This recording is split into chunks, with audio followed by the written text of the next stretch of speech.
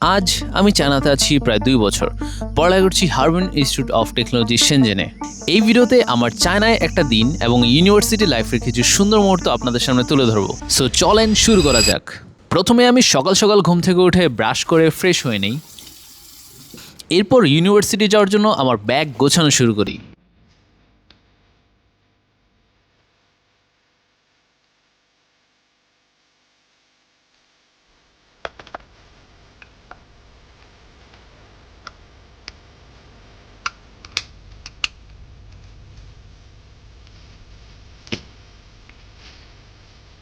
Bag গোছানো শেষে আমি চলে গেলাম নিজে রেডি হতে। এরপর আমি জুতা পরে রওনা দিলাম ভার্সিটির উদ্দেশ্যে। এখন আমি যাচ্ছি লিফটের দিকে, অ্যান্ড যে আমি লিফটে একটা বাটন প্রেস করি অমনি আরেকটা লিফট চলে আসে। আমি থাকি 16 ফ্লোরে, অ্যান্ড এখন এখান থেকে ফার্স্ট ফ্লোরে যাব।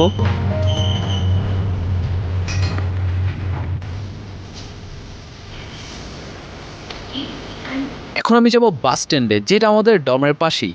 বাই দ্য ওয়ে, ইউনিভার্সিটির সব বাস ফ্রি, তো ইউনিভার্সিটির বাস সার্ভিস ইউজ করার জন্য আমাদের কোনো পে করা লাগে না। জাস্ট বাসে ওঠার সময় আমাদের একটা বাস কার্ড আছে, সেটা এখানে ট্যাপ করা লাগে, অ্যান্ড দ্যাটস ইট। এখনও বাসের ম্যাক্সিমাম সিটি ফাঁকা, কিন্তু মজার বিষয় হচ্ছে চায়নাতে বাস একদম ঠিক টাইমে ছাড়ে। যদি কোনো প্যাসেঞ্জার নাও থাকে, যদি কোনো মানুষই না থাকে, তাও একদম ঠিক টাইমে বাস ছেড়ে দিবে। আমি বেশ অনেকদিন পর বাসে উঠছি, কারণ এই ভিডিওতে আমি দেখাইছিলাম যে আমার বাইকের চার্জ শেষ হয়ে গেছিল র্যান্ডম একটা জায়গায়, তো আমি সেখানে বাইকটা রেখে আসছি। এই ভিডিওটা যদি দেখে না থাকেন, আমি আই বাটন দিয়ে দিব, চাইলে দেখে আসতে পারেন। বেশ অনেকদিন পর বাস দিয়ে ইউনিভার্সিটি যেতে ভালোই লাগছে, শুধু বাসের সময় একটু বেশি লাগে, যেখানে বাইক দিয়ে অনেক তাড়াতাড়ি যাওয়া যায়। দেখতে দেখতেই বাস চলে আসছে আমার university Harbin Institute of Technology শেনজেনের গেটের সামনে।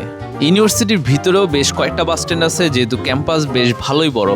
গেট দিয়ে ঢোকার একটু পরে ফার্স্ট বাস স্ট্যান্ড, অ্যান্ড আমি এখন ফার্স্ট বাস স্ট্যান্ডে নেমে যাব, কারণ এখান থেকে আমার ক্লাসরুম সবচেয়ে কাছে। এই হচ্ছে আমার ইউনিভার্সিটি ক্যাম্পাস। ক্যাম্পাসটা আপনাদের কেমন লাগলো আমাকে কমেন্ট করে অবশ্যই জানাবেন। তাছাড়া বাংলাদেশের কোনো ইউনিভার্সিটিতে এর থেকে বেটার ক্যাম্পাস আছে নাকি, বা থাকলে সেটা কোন ইউনিভার্সিটিতে, সেটাও আমাকে কমেন্ট করে জানাবেন। পার্সোনালি আমার কাছে আমার ক্যাম্পাস খুবই ভালো লাগে। যদিও চাইনিজ স্টুডেন্টরা বলে এই ক্যাম্পাসটা নাকি ছোট, চায়নার অন্যান্য ইউনিভার্সিটি ক্যাম্পাস এর থেকে আরও অনেক বড় হয়। আমার এক টিচার বলছিল ওনার হাই স্কুলের ক্যাম্পাসও নাকি এর থেকে বড় ছিল, বাট আমার কাছে এই ক্যাম্পাস যথেষ্ট বড় মনে হয়। চলেন এখন আপনাদেরকে আমার ক্লাসরুমটা দেখাই। এই হচ্ছে আমার ক্লাসরুম। এখন আমাদের ডাটা স্ট্রাকচার ক্লাস হচ্ছে। বাই দ্য ওয়ে, আমাদের এক এক দিন এক এক সময় এক এক রুমে ক্লাস হয়, অ্যান্ড কখন কোথায় কোন রুমে ক্লাস হবে সেটা আমাদের অ্যাপে আগেই দেওয়া থাকে, সেখান থেকে দেখে নেওয়া যায়। চাইনিজ ইউনিভার্সিটিগুলো যখন যার ইচ্ছা ক্লাসে আসতে পারবে, বের হইতে পারবে, ক্লাসে বসে যা ইচ্ছা করতে পারবে, হুদায় এসে ঘুমায় থাকতে পারবে, টিচারও কিছু বলবে না, অথরিটিরও কোনো প্রবলেম নাই। এখন আমাদের ব্রেক দিচ্ছে, অ্যান্ড ব্রেকের সময় এই স্যার কিউআর কোড দেয়। কিউআর কোডটা আমরা স্ক্যান করলেই আমাদের অ্যাটেন্ডেন্স কমপ্লিট হয়ে যাবে। তো এইভাবেই আমরা সব ক্লাসে অ্যাটেন্ডেন্স দিই, জাস্ট কিউআর কোড স্ক্যান করে। এরপর আমি ক্লাস শেষে চলে যাই ক্যান্টিনের দিকে, অ্যান্ড আমার সামনে যে বিল্ডিংটা দেখতে পারতেছেন, এটাই হচ্ছে ক্যান্টিন নাম্বার 4। এরকম আরও 3টা ক্যান্টিন আছে আমাদের ইউনিভার্সিটিতে। অ্যান্ড এখন আমি ক্যান্টিন ঢুকে সোজা চলে যাব 2 তলায়। তো তার আগে চলেন নিচের ফ্লোরটা আপনাদের একটু দেখাই। এখানে দেখেন অনেক চাইনিজ রেস্টুরেন্ট, এমনকি টিচাররাও খাওয়া দাওয়া করতেছে। তো আমি ফার্স্ট ফ্লোরে বসি না, আমি এখন এসকেলেটর দিয়ে দোতলায় চলে যাব। এই যে দেখেন এখানে এসকেলেটর আছে। ইউনিভার্সিটিতে একদম শুরুর দিকে যখন আসছিলাম, তখন ক্যান্টিনের এই সামনের জায়গাটা আমার অনেক ভালো লাগতো। এখানে সুন্দর বসার মতো কিছু জায়গা আছে, অ্যান্ড শেডও দেওয়া আছে। সেকেন্ড ফ্লোরে বেশ অনেকগুলো স্টল আছে, বাট আমি এই স্টল থেকে ইউজুয়ালি খাওয়া দাওয়া করি।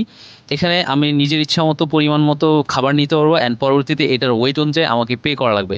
তো আমি জাস্ট এই বাকেট অ্যান্ড চিমটিটা নিয়ে নিব। তো এখান থেকে আমি নিজের ইচ্ছা মতো মিট অ্যান্ড স্টাফ যা ইচ্ছা নিতে পারবো। পরবর্তীতে আমার জাস্ট এই যে যা নিয়ে নিছি, এই অনুযায়ী আমার যে সামনে গিয়ে পে করা লাগবে। সামনে ওয়েট মেশিন আছে, তো ওয়েট মেশিন দেওয়ার পর এখানে আমার টোটাল বিল আসে 17.16 আরএমবি, যেটা আমি স্টুডেন্ট কার্ড দিয়ে পে করতে হবে। তাছাড়া অনেক স্টলে আলিপে বা উইচেট পে সাপোর্ট করে, কিন্তু স্টুডেন্ট কার্ড দেওয়াটাই নর্মাল সিস্টেম। এরপর আমাকে একটা টোকেন দিছে, যেটার নাম্বার হচ্ছে 57। তো আমার এখন অপেক্ষা করা লাগবে। একটু পরে 57 চলে আসে। তো এই যে আমার খাবার রেডি, এখানে ভাত সাথে ফ্রি থাকে, আর বাকিটা হচ্ছে আমি যা যা অর্ডার দিচ্ছি সেগুলো জাস্ট ভেজে দেওয়া হয়েছে। এখন আমি একটা জায়গা থেকে চপস্টিক আর একটা চামচ নিয়ে নিব। যদিও ইউজুয়ালি চামচ লাগে না, বাট জাস্ট নেওয়ার জন্য নেওয়া আর কি।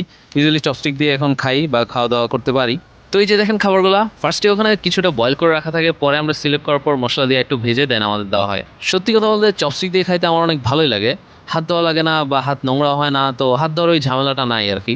তাছাড়া চাইনিজ রাইস একটু স্টিকি হয়, এই জন্যই চপস্টিক দিয়ে খাওয়া যায়। বাংলাদেশের মতো হইলে হয়তো চপস্টিক দিয়ে খাওয়া যায় না। এরপর আমি ব্যাগ থেকে পানির বোতলটা বের করি, কিন্তু বোতলটা রাখতে গিয়ে হাতে লেগে আমার ভাতের বাটিটা পড়ে যায়। কিন্তু চাইনিজ রাইস এত স্টিকি বলেই ভাত একটা মাটিতে পড়ে না। এরপর খাওয়া শেষ করে এই ট্রে অ্যান্ড বাটিগুলো আমার নিয়ে যাওয়া লাগবে, অ্যান্ড সবগুলো রাখার আলাদা আলাদা জায়গা আছে, তো সেখানে আমার রেখে দেওয়া লাগবে। এখানে ট্রেটা রাখার পর এটা নিজে নিজে চলতে চলতে ক্লিনিং রুমে চলে যাবে, অ্যান্ড সেখান থেকে আবার সব ক্লিন করা হবে। এখন আমি ক্যান্টিন থেকে বের হয়ে যাব সেম বিল্ডিংয়ের আরেকটা রুমে, এখানে আমার চাইনিজ ফাইনাল এক্সাম হবে। এই যে ক্যান্টিনের ঠিক পাশে এই বিল্ডিংটা, যেখানে আমি সকালে একটা ক্লাস করলাম আর এখন যাচ্ছি পরীক্ষা দিতে। সামনে স্ক্রিনে আমাদের এক্সামের সবগুলো রুল লেখা। তাছাড়া আমাদের সবার সিটও ফিক্স থাকে, তো কেউ চাইলে অন্য সিটে বসতে পারবে না। আমি ক্লাসে একটু আগেই চলে আসছি, এই জন্যই এখনও তেমন কোনো স্টুডেন্ট আসে নাই। তাছাড়া আমার পরীক্ষা শুরু হবে 1:30, এখন বাজে 12:55, অর্থাৎ আরও অনেক সময় বাকি আছে। এখন প্রায় সময় হয়ে গেছে, বেশিরভাগ স্টুডেন্ট চলে আসছে, আমার টিচারও চলে আসছে, এই যে সামনে দাঁড়ায় আছে। তো এখন আমার এক্সাম শুরু হতে যাচ্ছে, তো ব্যাগটা সামনে রেখে ফোনটা ব্যাগে রেখে দেওয়া লাগবে। One eternity later. আমার এক্সাম শেষ, বাট এখনও কিছু স্টুডেন্ট এক্সাম দিচ্ছে। এক্সাম আলহামদুলিল্লাহ মোটামুটি ভালো হয়েছে, অ্যান্ড এটাই আমার লাস্ট চাইনিজ এক্সাম। এরপর কোনো সেমিস্টারে আর কোনো চাইনিজ এক্সাম থাকবে না বা চাইনিজ কোর্স থাকবে না। এই যে দেখেন আমার ফ্রেন্ডরা এখনও এক্সাম দিচ্ছে, আমি ওদের ঠিক সামনে বসেছিলাম। এখন আমি আমার ফ্রেন্ডের বাইকে করে আমার বাইকটা আনতে যাচ্ছি, যেটা আগে একটা ভিডিওতে দেখাইছিলাম যে চার্জ শেষ হয়ে গেছিলো। ওইটা ভার্সিটির বাইরে একটু সামনে একটা জায়গায় রাখা, খুব একটা দূরে না। এখন জাস্ট ওইটা ভার্সিটিতে নিয়ে এসে চার্জে লাগাই দিব। চার্জে অলরেডি লাগাই দিছি। এখন আমি আমার ফ্রেন্ডের বাইকে করে চলে যাবো ইউনিভার্সিটির সুইমিং পুলে। ভার্সিটি সুইমিং পুলে এর আগে কখনোই যাওয়া হয় নাই, আজকেই ফার্স্ট। তাছাড়া আমি সাঁতারও পারি না। এটা হচ্ছে আমাদের ইউনিভার্সিটির খেলার স্টেডিয়াম, অ্যান্ড এর সামনে হচ্ছে সুইমিং পুল। এখানে ভিতরে ঢুকতেই ফার্স্টেই কাউন্টার। তো কাউন্টারে এখানে আমার হাত রেজিস্টার করা লাগবে, যেহেতু এর আগে আমি কখনো আসি নাই। তো হাতটা রেজিস্টার করে নেই। এই মেশিনটার উপর হাত রেখে হাত রেজিস্টার করার পর এটা আমার উইচেট আর স্টুডেন্ট আইডি কার্ডের সাথে বাইন্ড হয়ে যায়।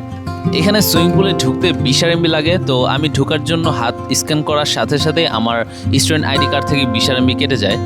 এখানে ফার্স্টে ঢুকতেই দেখে একটা লকার রুম, যেখানে লেখা আছে কয়টা বক্স খালি আর কয়টা বক্স অকুপাইড।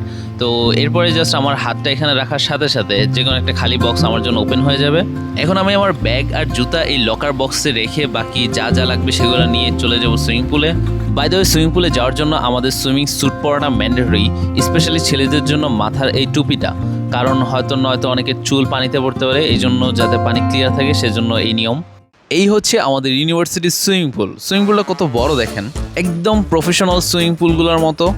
আমি যদিও সাঁতার পারি না, বাট আমার সাঁতার শেখার অনেক ইচ্ছা আছে, এই জন্য মেনলি আজকে সুইমিং পুলে আসা। এইটুকুই ডুব দিতে পারি আমি, যদিও এই জিনিসটা পরে আরও বেটার হয়েছে, আপনারা সামনে ভিডিওতে দেখতে পারবেন। প্রায় 1 ঘন্টা ট্রাই করার পর আমি বুঝলাম আমার তেমন কোনো প্রোগ্রেসই হয় নাই। এই জন্য আমি এই সিটগুলোতে বসে এখন কিছু ইউটিউব ভিডিও দেখবো যে কীভাবে সাঁতার কাটে বা বেসিক্স কী, দেন আমি আবার ট্রাই করবো। কারণ একদিনে হয়তো ফুল শিখতে পারবো না, বাট অ্যাটলিস্ট যাতে কিছুটা প্রোগ্রেস হয়। অনেকেই এখনও সাঁতার কাটতেছে, আর আমি বসে বসে ইউটিউবে টিউটোরিয়াল দেখতেছি যে কীভাবে সাঁতার কাটা যায়। বাই দ্য ওয়ে, সুইমিং পুলটা ডেপথ অনুযায়ী ভাগ করা আছে। লাইক আমি যেই সাইডে নামছিলাম ওই সাইডের গভীরতা সবচেয়ে কম, 1.2 মিটার। তাও ওইটাই আমার বুক পর্যন্ত পানি ছিল। তো ডান সাইডে বা যেই সাইডে আরও পানি বেশি, ওই সাইডে নামলে তো আমি ডুবে যাব, আর কখনো সাঁতার শেখার ট্রাই করতে পারবো না। বেশ অনেকক্ষণ হয়েছে টিউটোরিয়াল দেখা, এখন আমি আবার যাবো পানিতে নামতে। দেখেন এখানে পানি কতটা ক্লিয়ার। এতক্ষণ টিউটোরিয়াল দেখে বুঝতে পারছি ফার্স্টে আমার শেখা লাগবে সাঁতরায় সামনে যাওয়াটা, অর্থাৎ একদমে আমি যতটুকু সামনে যেতে পারি সেটা আমার আগে শেখা লাগবে।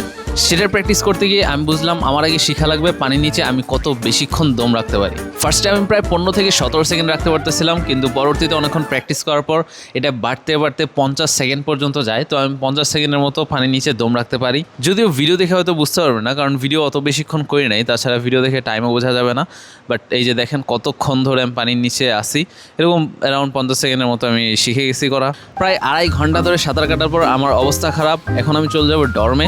এরপর আমি আমার ড্রেস চেঞ্জ করে ব্যাকপ্যাক নিয়ে সুইমিং পুল থেকে বের হয়ে যাই ডর্মে যাওয়ার জন্য।